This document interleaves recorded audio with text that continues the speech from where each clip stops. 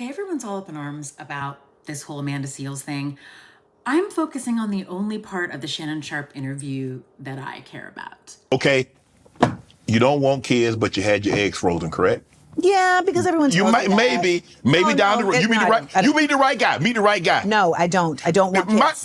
Right. Hold on. Hold on. You got to be willing to compromise. Not with my uterus. Okay, you can have a what they call surrogate. I don't want to have kids, babe. You have to compromise? Compromise.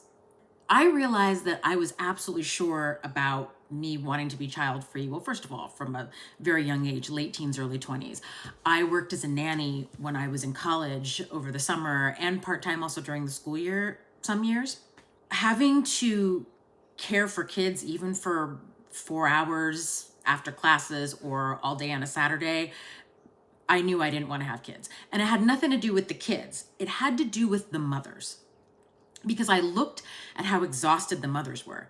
And these mothers I worked for, these families, they were wealthy families. And usually the mom was around or doing something else, because I worked for an emergency fill-in nanny service. So we were the person you called if, like, you just moved to town and you hadn't secured a full-time nanny or babysitter yet, or if your regular childcare worker was sick or on vacation or something. So I was the fill-in person.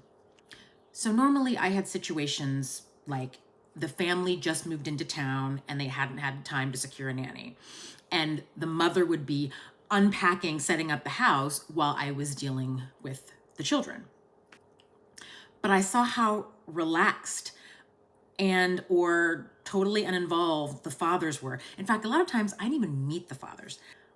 Having had this experience, I really started to see the difference between the mother's experience of parenthood and the father's experience of parenthood. First of all, I rarely saw the father. That's the first red flag. He just was never around. And when he was around, he would come in, like, hug the kids, do all the fun stuff with them, but never be interested in doing any of the real care work that the mom was doing. Also, it seems like the dad had kids kind of just to gratify his own ego, because he would dress his sons like him. He brought home like a baby or kid-sized golf set that was an exact match to his golf set for his son. And you could tell that his kids were just like, I just wanted the social capital of having kids. I have no real interest in raising them. And even mothers that had a lot of resources, they had wealthier husbands. A lot of them had jobs themselves. They had beautiful homes. They were stay-at-home moms, or they were career people with a lot of help. They could afford to buy the village.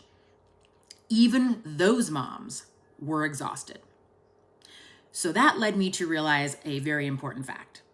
And that fact is this: motherhood is exhausting no matter how many resources you have.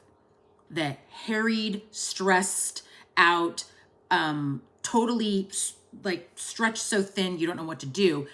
And these women were wealthy. These were wealthier women. I realized in that moment, it doesn't matter how successful I become. It doesn't matter how rich I become. Motherhood sucks. Even when you're rich, it sucks. So when I'm considering a big decision, something as big as, like having children, right?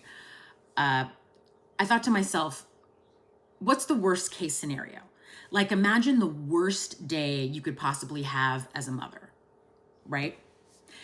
And if I'm not willing to put up with that, I shouldn't do it. A child is a lifetime responsibility. It's your job to onboard that person into adulthood, make sure they're a, fine, upstanding citizen, make sure they're educated, make sure they're safe and healthy, all those things, right? So if I didn't want to experience motherhood at its worst, I didn't want it at all. Because if you really, really want something, you're willing to do whatever it takes to get it. And you're willing to suffer whatever it takes to have that experience. But there are a lot of women who go into motherhood with a, yeah, not enthusiastic, yeah, and they're freaking miserable because they didn't go into it for the right reasons. They were pressured into it either by their partners, by their family, by, society, their social group, whatever.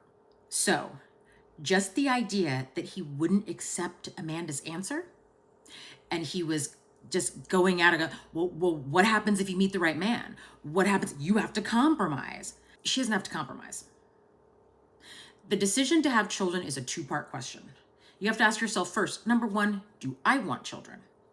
And secondly, number two, do I want children with this specific person? You can want to have kids, but not want to have kids with the person you're currently married to or currently dating. And you could meet the most perfect man in the world and not want to have kids with them just because you don't want to have kids. That decision to not be a mother is separate and distinct from the man that you're with. One of the biggest lies we tell women is that, oh, when you meet the right man, it'll all change. And when you decide to get married, your community expects you to change. Your husband expects you to change. There's a certain group of people that expect you to kind of fall in line, right? And that's what's so exacting and oppressive about marriage. Even people don't even realize they're doing this. It's so unconscious. But we expect women to kind of transform into a person that puts everyone else's needs ahead of their own and kind of settles into like the wife thing, right? And that's not who I am. And that's not who most women are. We have to be socialized. That has to be bred into us to become a person who does that. And if you refuse to be pushed into that role, or you refuse to consider everybody else's needs over your own all the time, you are absolutely vilified. So yeah, number one, stop hassling child-free women. Number two, the decision to have children, ladies, make it independent of who your spouse or partner is, because you have to want children independently of him. And he has to want to have children independently of you. And then you have to decide, do we want to have children together? Is this a person I want to parent with? And that's how you have to answer that question. Because the people who don't do that thorough analysis, because having children is the default, most people don't do that level of analysis when they think about whether or not to become parents. And the people who don't do that analysis are miserable. They just are. So think carefully and stop harassing grown-ass adult women who tell you they don't want to have kids. When a woman says, I don't want to become a mother, please just believe her.